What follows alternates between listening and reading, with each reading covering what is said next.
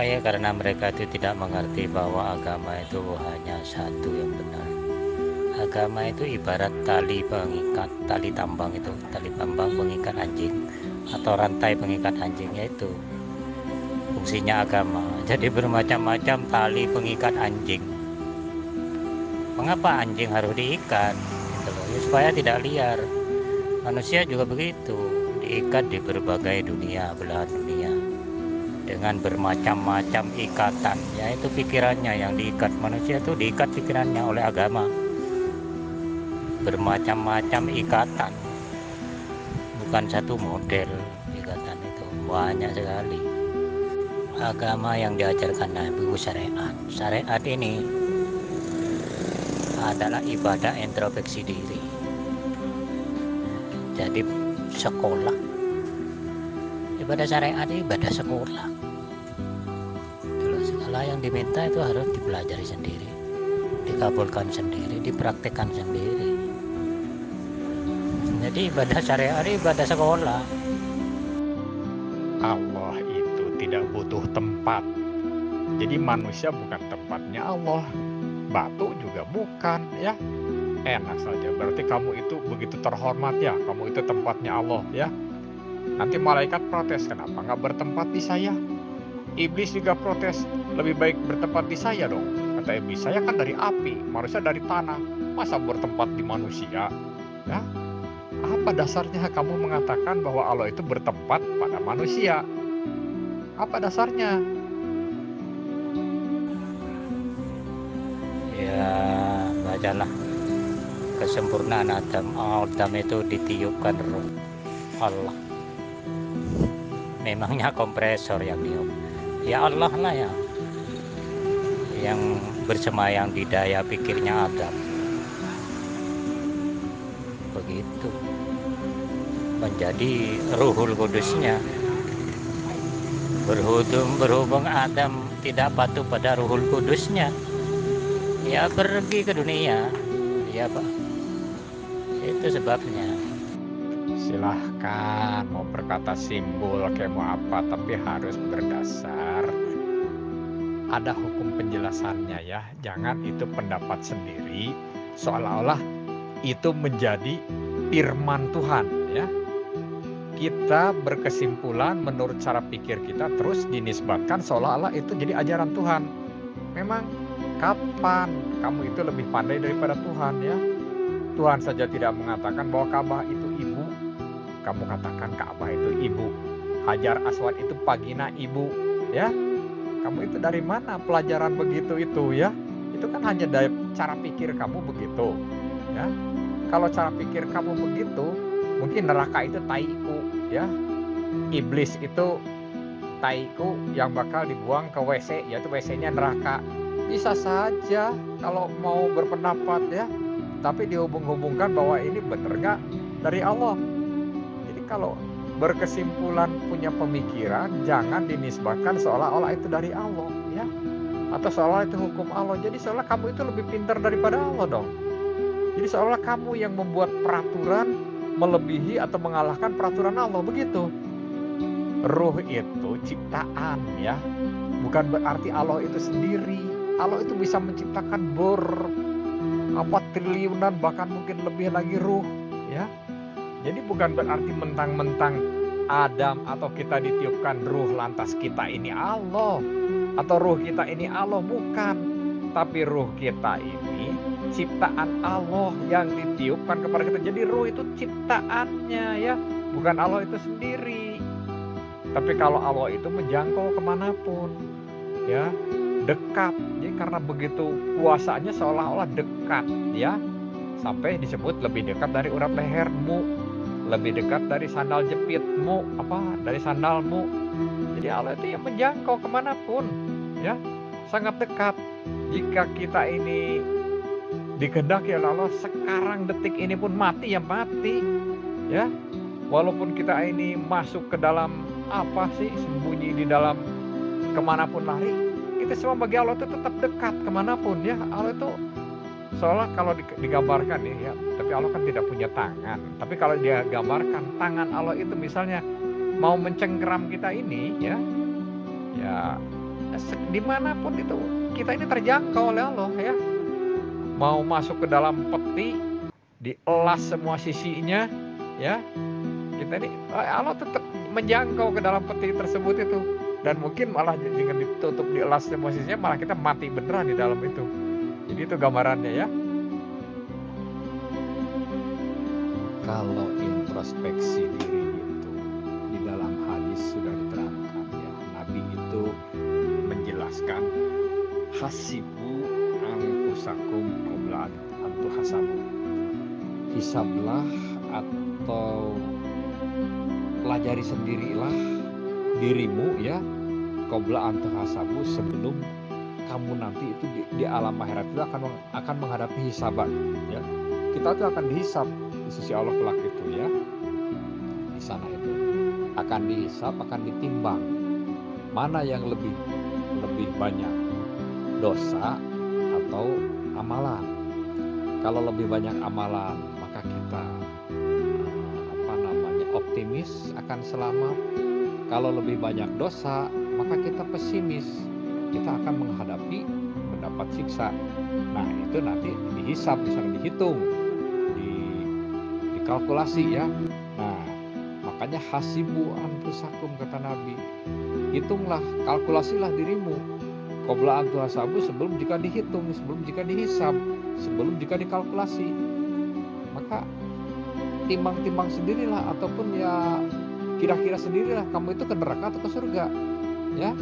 Dan kira-kira ini sebagai introspeksi agar kita ini kontrol ya, kontrol kita ini. Kalau merasa kita ini lebih banyak ke arah dosa, maka berusahalah untuk menutupi dengan banyak beramal supaya ya kita tidak terancam kesananya.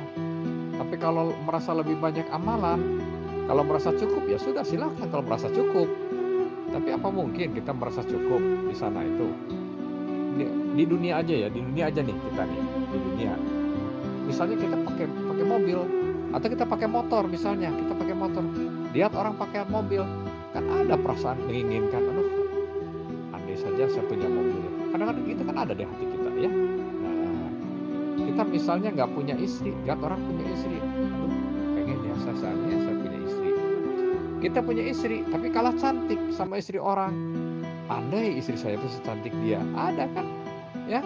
Nah, kita punya uang misalnya ya, tapi orang lain uangnya lebih daripada kita, ada kan perasaan dalam jiwa kita, kalau saja saya punya uang sebanyak uang dia, mungkin saya juga ya nggak kesulitan lah mau itu dan mau ini.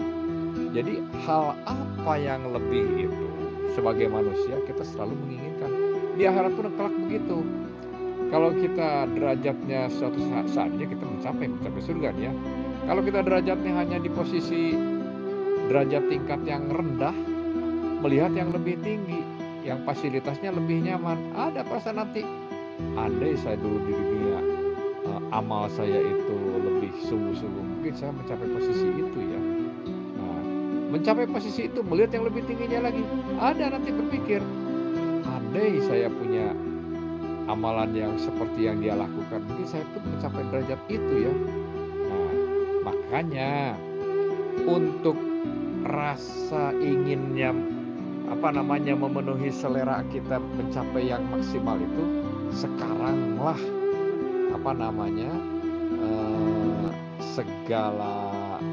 segala kesempatan itu difasilitasi oleh Allah ya. Sekaranglah, mumpung kita ini sebelum mati, kalau pengen mencapai maksimal posisinya, maka sekarang pun maksimalkanlah tingkah kalian, amal kalian. Itu kalau ajarannya introspeksi, bukan saat ibadah itu kita introspeksi. Walaupun saat ibadah introspeksi boleh juga ya, tapi saat ibadah penjelasannya bukan introspeksi.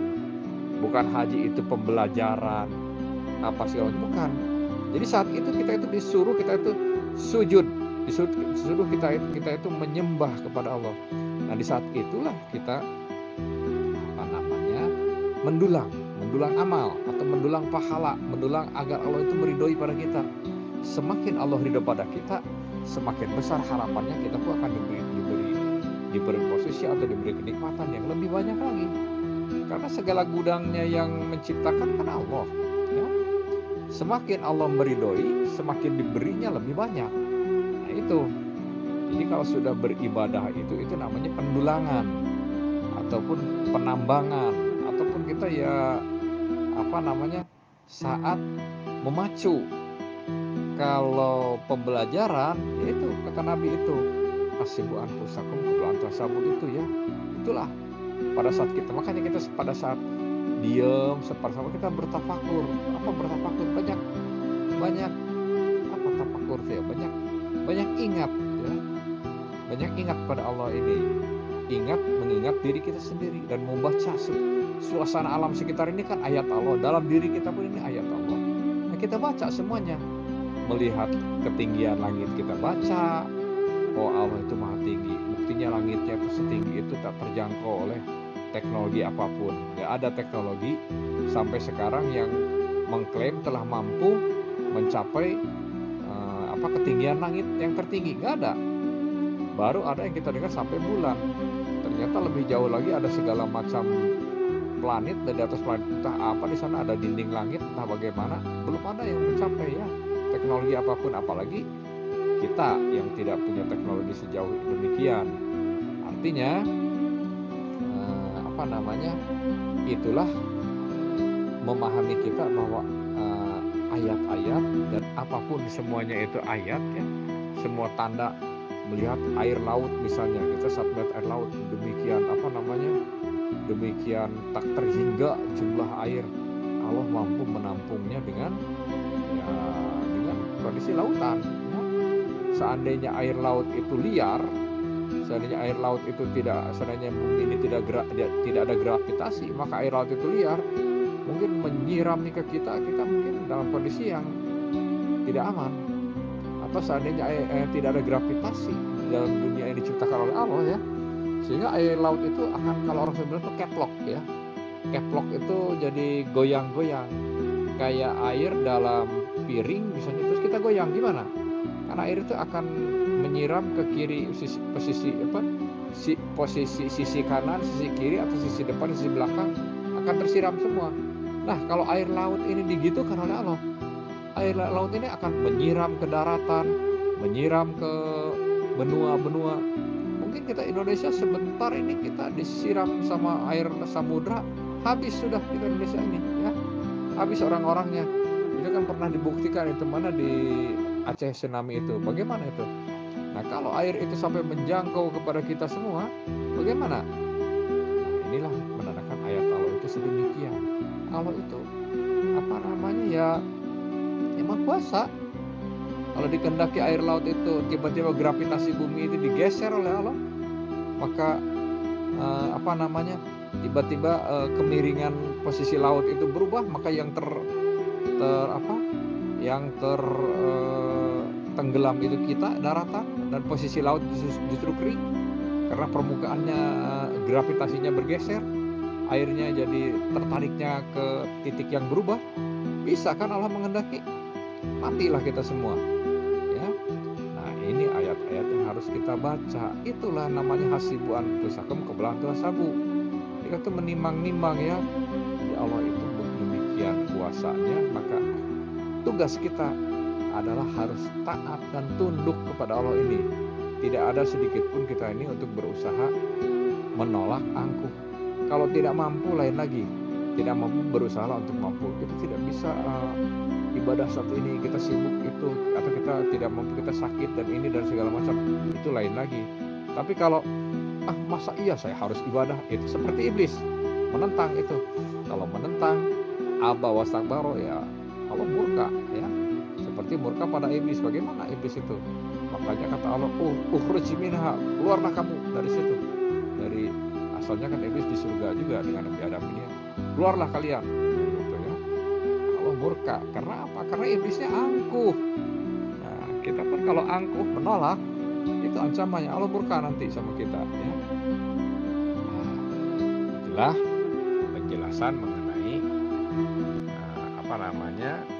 pembelajaran. Jadi pembelajaran itu ataupun menghisap diri itu saat itu. Kalau saat ibadah ya ibadah saja, walaupun ada perasaan pembelajaran juga, tapi di situ penekanannya bukan disuruh mempelajari lagi, tapi suruh apa? Suruh melaksanakan sebagai ketaatan, gitu. Ada filsafat yang bilang, wudumu, syahadatmu, sholatmu, puasamu, berhajimu, itu hanya untuk dirinya sendiri. Sedangkan amalan untuk Allah hanya sedekah. Itu. Apa maksudnya ini? Ini perlu diteliti. Karena memang ibadah yang saya sebut tadi, ibadah introspeksi diri, istilahnya ibadah untuk meredam diri sendiri. Misalnya kita berwudu, kalau niatnya hanya membersihkan kotoran, debu atau kotoran beol, tidak akan 100% suci. Karena wudu ini ada sebuah pembelajaran, yaitu mensucikan perbuatan kita, mensucikan pikiran kita.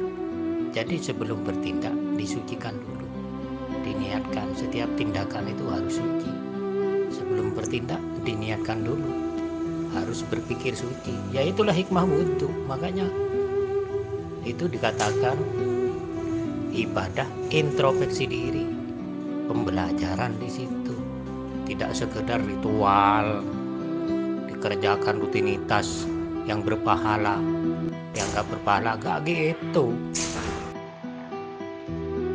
Mungkin sebaiknya kita berpikir ya, kalau di negara sekarang aja nih, menjelang kita akan pergantian kepemimpinannya, kalau di negara saja pergantian kepemimpinan itu kan ada prosedur dan ada yang terpilih berikutnya dengan cara sistem demokrasi ya.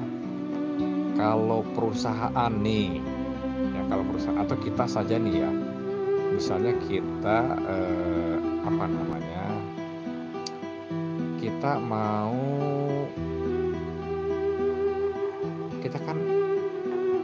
kita misalnya mau meninggalkan rumah lah, rumah kita itu akan kita kunci.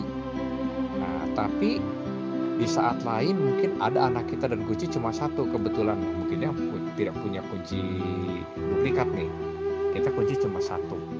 Nah, tapi di saat kita pergi ini sangat mungkin anak kita mau masuk atau istri kita mau masuk. Nah, kadang-kadang kan kita suka bilang, titip saja kunci ya di warung itu, atau titip saja kunci di tetangga ini. Nah, kan ada kan semacam wasiat atau ada semacam pesanan ya, agar keluarga kita yang lain bisa masuk ya. Nah, dalam agama pun Allah ini menitipkan ilmu untuk kita manusia melalui Nabi Muhammad. Sedangkan Nabi Muhammad oleh Allah diciptakan tidak berumur sepanjangnya dunia ini diciptakan. Dari tahun berapa Nabi Muhammad hidup, tahun berapapun, yang kurang lebih 63 tahun Nabi Muhammad diwafatkan oleh Allah kan. Nah, sementara kehidupan ini oleh Allah masih diberi umur panjang ya. Jadi Nabi Muhammad tidak sepanjang adanya alam semesta ini masih beredar sesuai siklusnya ya. Tetapi dunia ini masih beredar sesuai siklusnya walaupun Nabi Muhammad sudah wafat. Artinya kalau Allah menciptakan Nabi Muhammad saja dan Nabi Muhammad wafat begitu saja, maka kita semua ini kehilangan pedoman.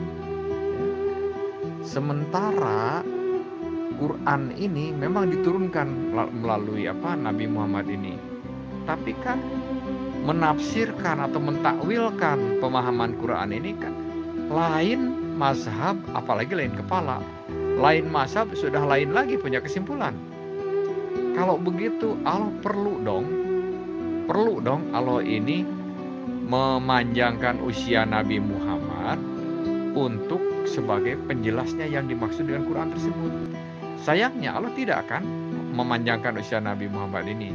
Maka Allah apa namanya, menurunkan juga ataupun menciptakan juga penjaga-penjaganya sesudah Nabi Muhammad untuk agar ajaran Nabi Muhammad ini tetap sesuai dengan dengan proporsi yang dikehendaki, sesuai dengan arahan yang dimaksudkan oleh Allah itu sendiri, ya.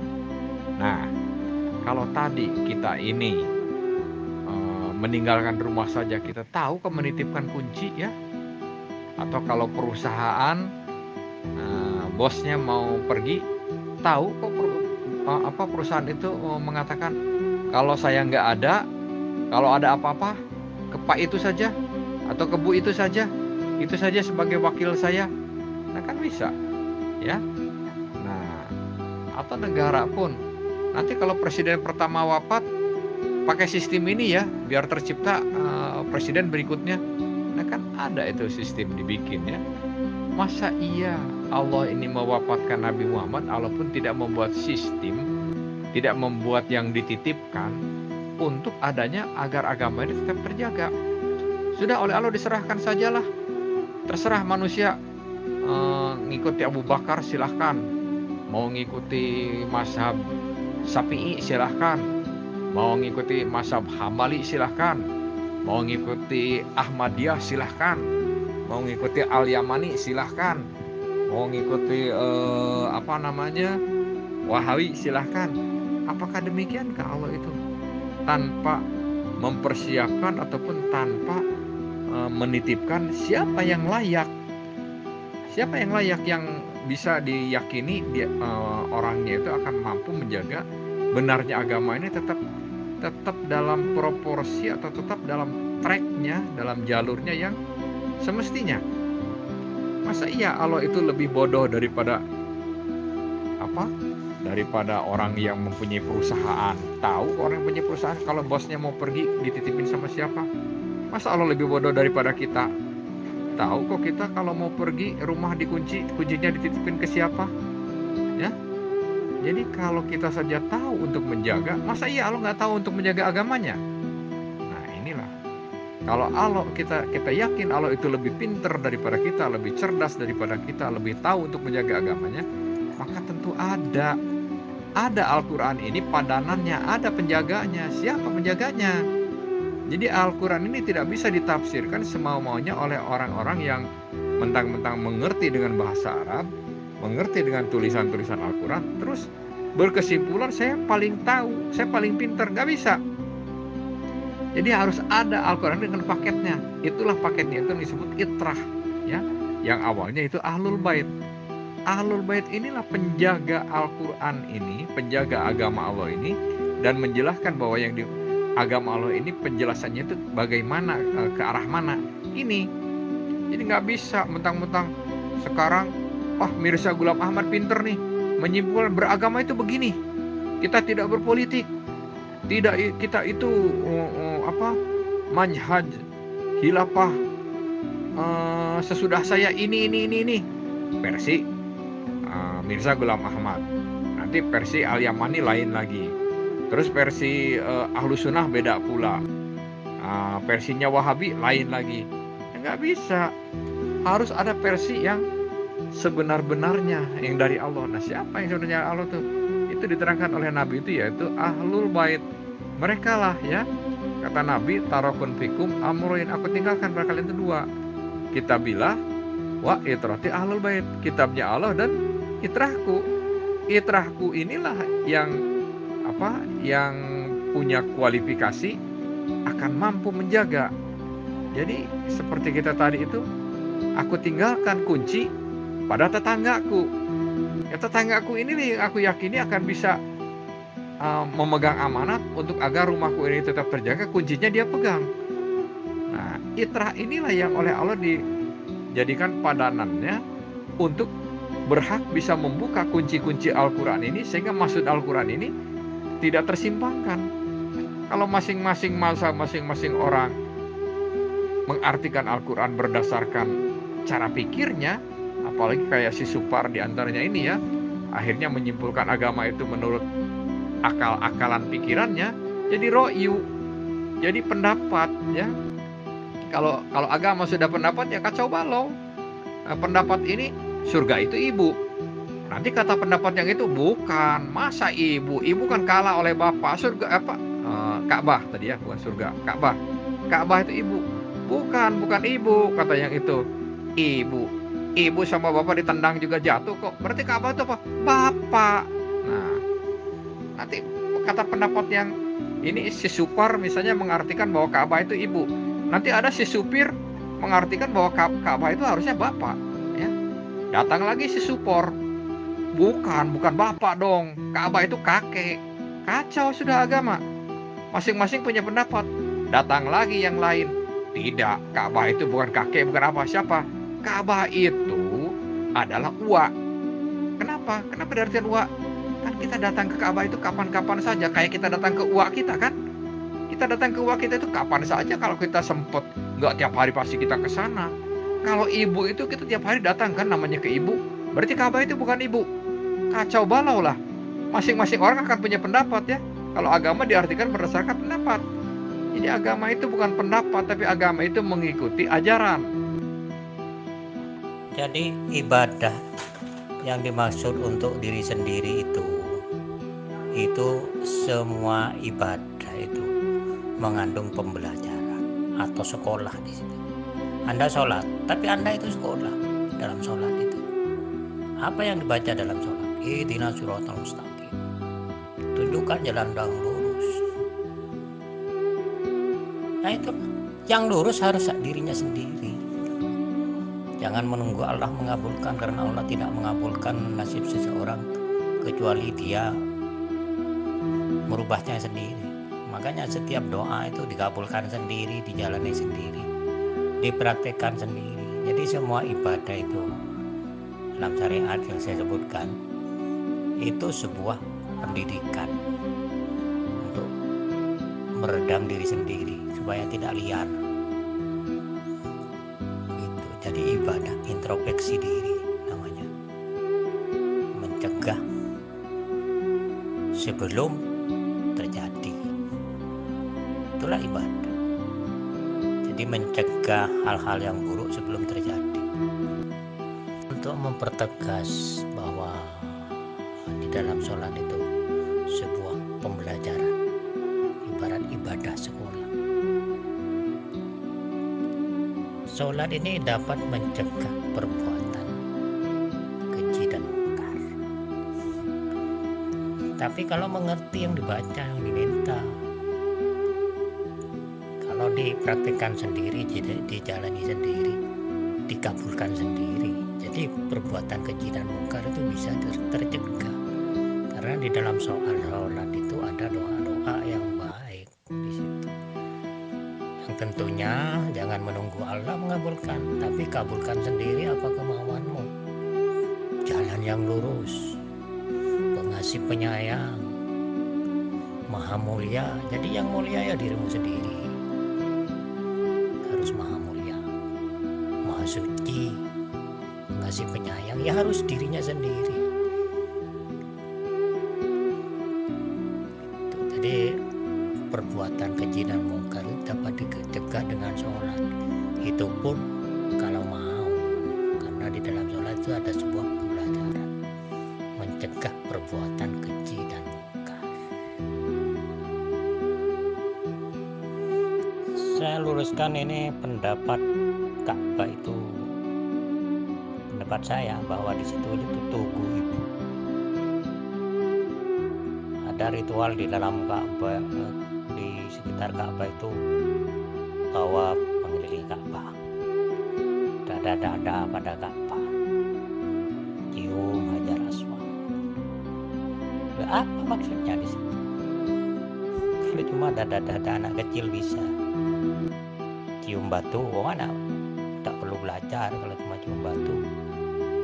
Banyak aja kepalanya yang kecedot aspal, batu semua, gak perlu belajar. Mutarin rumah Ka'bah gak perlu belajar kalau cuma seperti itu. Keliling rumahnya sendiri juga ada masalah kalau cuma begitu tanpa tujuan. Berhubung di Ka'bah itu ada sebuah pembelajaran. Ka'bah itu adalah simbol seorang ibu dengan hajar aswadnya, vagina, itu lambang kelahiran manusia. Jadi setiap ritual di situ, dada-dada pada ibu, itu sayang ibu loh, ingat ibu artinya. Cium hajar aswad, cium ibu, itu loh. Yang melahirkanmu itu disayang, dihormat. Mau tarin Ka'bah, itu melindungi ibu, artinya. Itu pembelajaran semua di situ dengan lambang-lambang yang diwarisi oleh Nabi Muhammad. Karena Nabi Muhammad sudah sadar bahwa dia umurnya pendek, jadi ditinggalkan ilmu dengan simulasi pergerakan tubuh yang harus dipelajari sendiri. Jadi hal-hal yang berkaitan dengan Ka'bah itu urusan dengan ibu. Kamu sujud di depan Ka'bah itu artinya patuh pada ibu. Gitu loh. Jadi semua itu mengandung pembelajaran. Nangis-nangis di depan Ka'bah ya gak ada gunanya. Udah cuma nangis itu pembelajaran semua, harus ditemukan ilmu yang ada di Ka'bah itu yang berurusan dengan Ka'bah. Berdoa di depan Ka'bah teriak-teriak gak akan dikabulkan, karena Allah tidak akan mengabulkan permintaan seseorang kecuali dia mau merubahnya sendiri nasibnya. Itulah. Makanya butuh ilmu untuk mengabulkan semua doa-doamu sendiri, dikabulkan sendiri. Bilang aja, kamu ini males dan ngajak males kepada yang lain. Ka'bah tuh ibu. Kita datang ke ibu itu sudah sama dengan ke Ka'bah. Udah nggak usah naik haji. Males naik haji. Ayo kita males. Gitu aja. Kamu itu ngajak males, taat pada Allah. Itu intinya. Males taat pada Allah dan ngajak-ngajak pada lain dengan cara lip service, dengan cara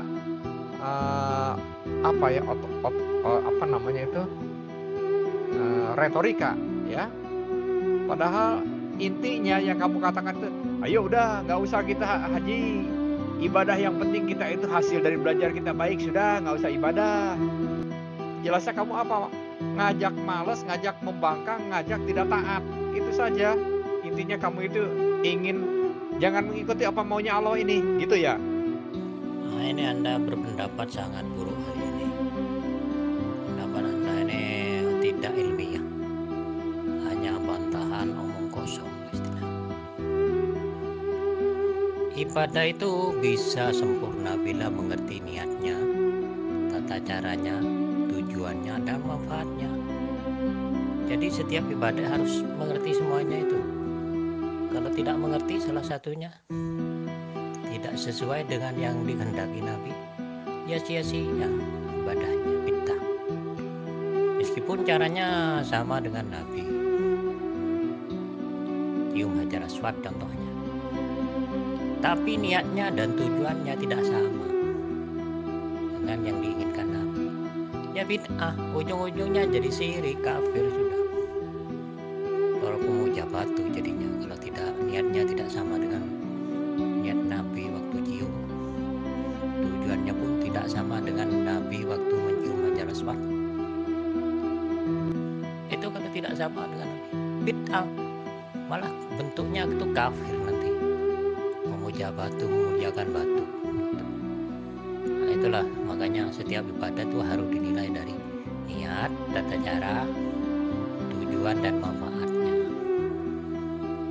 Semuanya ya, termasuk berhaji harus tahu semua, dari wudu, syahadat, sholat, puasa, zakat, berhaji, itu harus tahu semua niatnya, tata cara, tujuan, dan manfaatnya. Buat kita harus benar semua.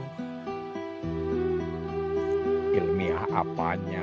Mana Nabi menyuruh bahwa tidak usah naik haji, cukup dengan menyambangi kepada ibu? Mana ada keterangan dari Nabi begitu, ya? Apa Nabi juga cukup datang ke ibunya, tidak pernah naik haji? Adakah Nabi mencontohkan demikian? Para ulama Indonesia ini jarang yang mengajarkan manfaat ibadah dan tujuannya ibadah. Jarang yang mengajarkan itu. Pada umumnya hanya mengajarkan ritual, rukun-rukun, kebiasaan yang dianggap berpahala. Jadi yang penting niatnya karena Allah, lalu menjalankan ritual rukun-rukun yang sudah menjadi kebiasaan dianggap berpahala. Itu toh. Sedangkan manfaat dan tujuannya tidak tahu. Makanya manfaat ibadah dan tujuan ibadah itu pada umumnya banyak yang tidak tahu. Jadi meskipun sholat, berhaji, sedekah, bersyahadat, tidak merubah dirinya. Yang jahat tetap jahat, yang jalannya bengkong tetap bengkong, yang pikirannya koruptor tetap koruptor, tidak ada perubahan. Karena para ulama Indonesia tidak mengajarkan manfaat ibadah, tujuan ibadah yang sesuai yang dikehendaki Nabi dalam menciptakan ibadah syariat. Nah, mari sekarang ini kita lebih fokus pada manfaat ibadah di dunia ini, tujuan ibadah yang dikehendaki Nabi menciptakan ibadah syariat dari berwudu, syahadat, sholat, puasa, sedekah, berhaji. Lebih ke manfaatnya dan ketujuannya, supaya kata pahala ini dapat dirasakan waktu hidup di dunia, bukan hanya di akhirat nanti. Kalau kita belum mati tidak jelas apa itu pahala wujudnya. Jadi pahala itu supaya berwujud di dunia. Jadi yang dikatakan pahala ini sudah biar ada wujudnya kalau sudah tahu tujuannya dan manfaat dari setiap ibadah syariat. Mari kita fokus kepada pendidikan, memberi pengetahuan kepada umat Islam manfaat dari setiap ibadah yang kita jalani sebagai umat Islam, manfaat dan tujuannya. Itu lebih baik. Yang saya rasakan selama ini umat Islam hanya fokus di politik, besar aliran, mengadu aliran antara aliran Syiah, Wahabi, NU, Muhammadiyah. Pokoknya keyakinannya diadu, kebiasaannya diadu, mana yang lebih baik gitu. Tapi manfaatnya tidak nampak, tidak diutamakan. Manfaatnya dalam setiap ibadahnya tidak nampak, tidak diutamakan, tidak diajarkan kepada masyarakat. Kalau merubah-rubah agama, terus menisbatkan menyebut dari Nabi, yang Nabi tidak menjelaskan, terus kita punya pemahaman menurut cara kita, mungkin kita ini tercemar sama pemahaman kejawen, atau pemahaman buhun, atau pemahaman animisme, pemahaman agama ciptaan pemikir-pemikir orang dahulu yang suka bersemedi, ya. Kemudian kita menyebut bahwa itu dari Nabi dan kita merasa paling sudah tahu manfaatnya, ya. Manfaatnya beribadah itu, kita itu yuhibbukumullah, Allah itu memberi kasih sayangnya atau rahmatnya sama kita. Kalau orang sudah berada dalam rahmatnya Allah, berarti berada dalam ridhonya. Kalau Allah meridhoi, ya, jangankan kita ini punya kekayaan, jangankan kita ini walaupun kita mati, walaupun kita ini sengsara, tapi nikmat yang dirasakan oleh orang yang menjalaninya, ya. Karena apa? Karena jiwanya itu sudah merasa berada dalam kasih sayangnya Allah, ya. Dan ini akan ditemui sama orang yang khusyuk beribadahnya. Apa khusyuk? Khusyuk itu mampu mengadakan kontak dengan Allah ini, ya.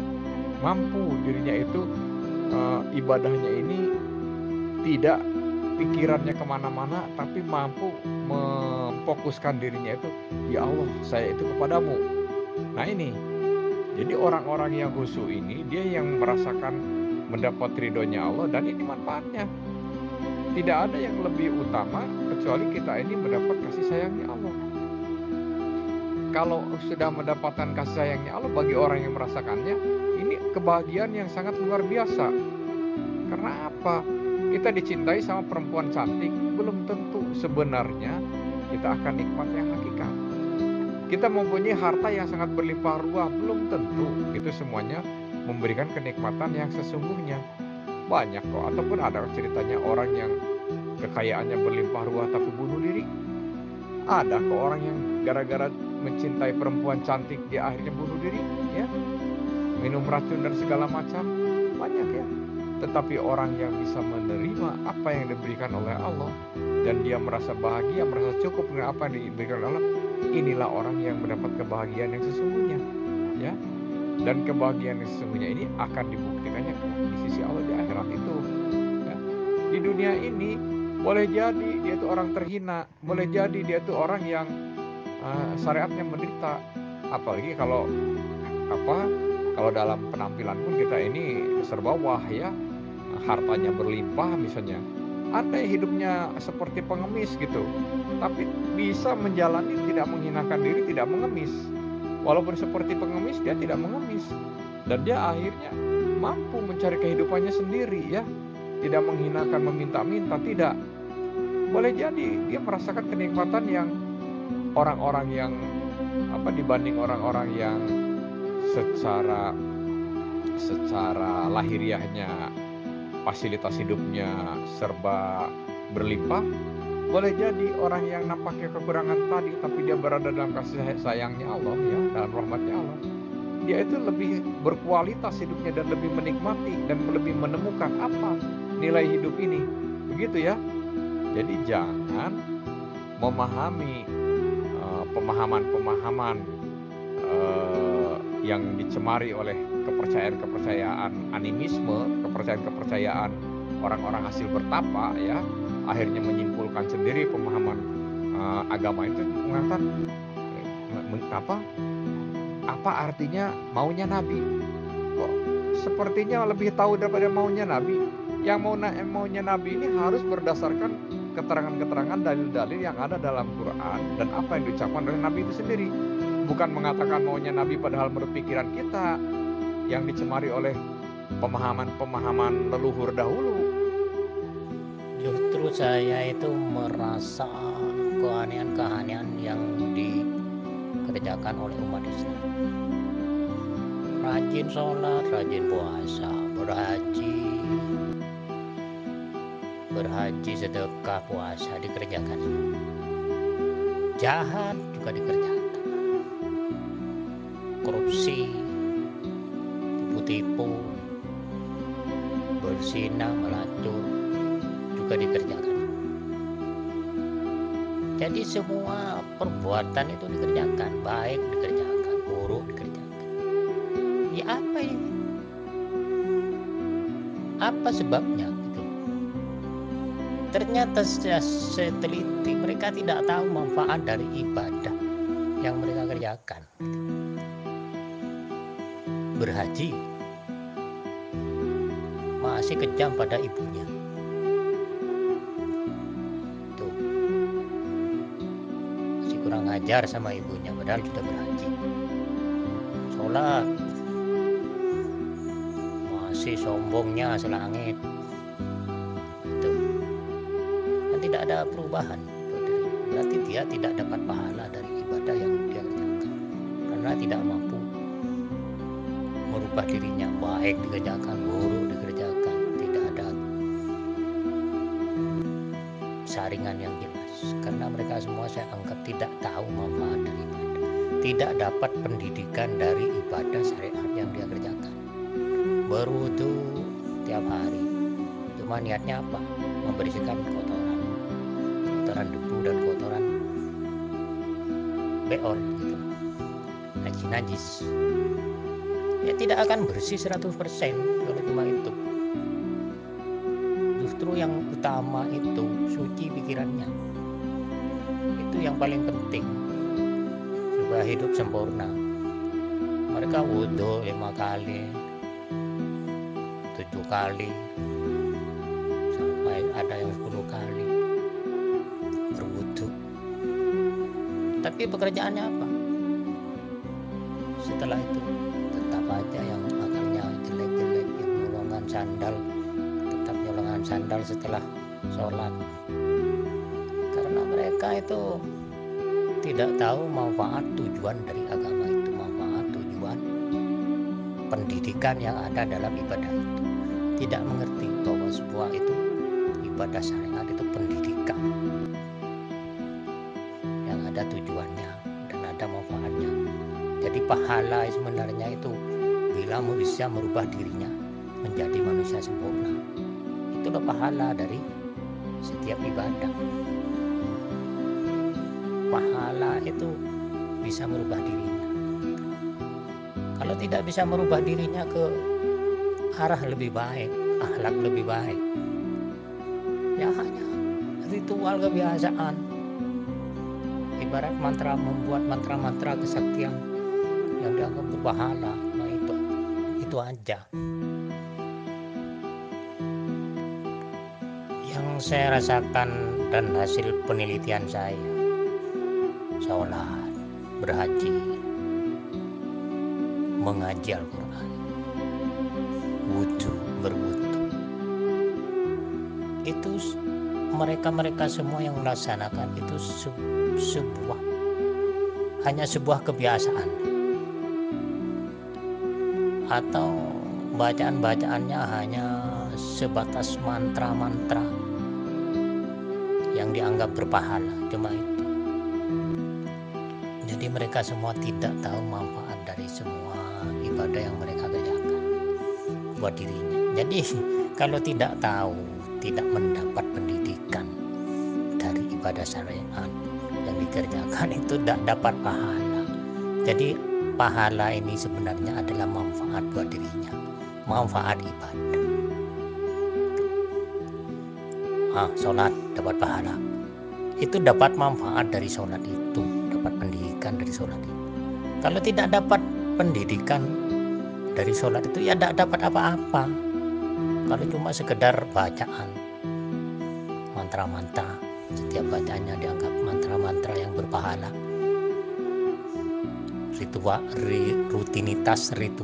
rutinitas hanya dianggap begitu karena berpahala, ya tidak ada gunanya karena tidak tahu manfaatnya.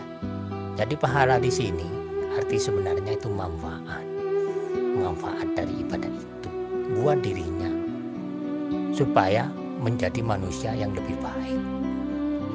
Itulah pahala sebenarnya, manfaatnya. Jadi kalau tidak tahu manfaatnya, ya tidak dapat pahala.